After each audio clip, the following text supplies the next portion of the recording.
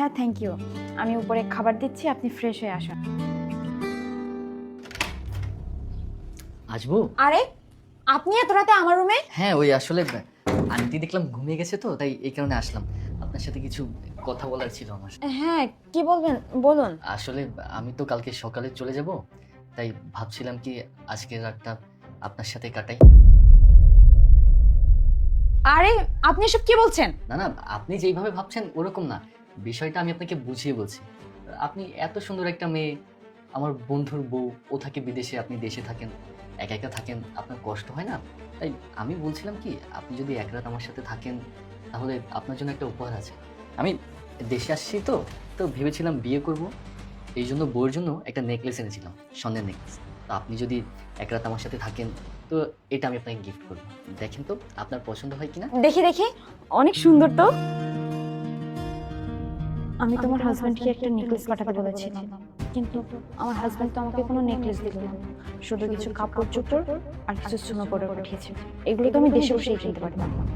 যাই হোক, আমি বরং রাজি হয়ে যাই, তাহলে এই নেকলেসটা আমার হয়ে যাবে। কি ভাবছেন, কিছু বলেন? না তেমন কিছু ভাবছি না, আমি রাজি। তবে আপনি আপনার বন্ধুকে কিছু বলবেন না, তাহলে আমার সংসারটা থাকবে না, বুঝতেই তো পারছেন। আরে না না পাগল, এইসব কথা কি কেউ কাউকে বলে নাকি? আচ্ছা ঠিক আছে, তাহলে পাশের রুমে চলুন। মা, আরে বাবা সালমান, তুই? ভালো আছো মা? হ্যাঁ বাবা আমি ভালো আছি। তুই কেমন আছিস বাবা? তুই না বললি আসবি না, তোর বন্ধুর কাছে তুই সামান পাঠিয়েছিস, এখন তো চলে এসেছিস বাবা। আয় বাবা আমার বুকে আয়, কতদিন পর আমার ছেলেটাকে দেখলাম। আরে শোনো মা, আসলে আমি চাইছি তোমাদের একটা সারপ্রাইজ দিতে। তো কই আমার বন্ধু কোথায়? মা, সময় কোথায়?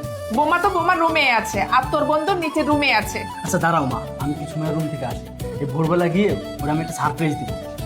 আমার ছেলেটা এসেছে, কি যে ভালো লাগছে আমার।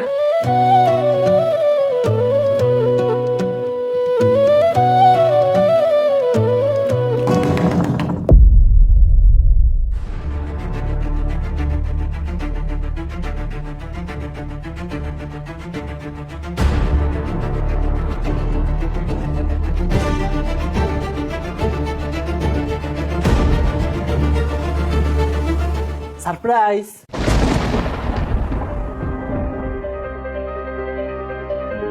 আরে তোমার মন খারাপ কেন? আমি আসছি, তুমি খুশি হওনি? তুমি আসছো, তুমি আমাকে মিথ্যে কেন বলেছিলে যে তুমি দেশে আসবে না? আর 2-3 দিন ধরে তোমার ফোন কেন বন্ধ ছিল? আরে আমি কি এখানে দাঁড়িয়ে থাকবো? আর আমার বন্ধু মনে হয় নিচের রুমে ঘুমাচ্ছে, তাই না? হ্যাঁ আসো, তুমি ভিতরে আসো। আচ্ছা টায়ার্ড লাগতেছে। হ্যাঁ এখানে বসো।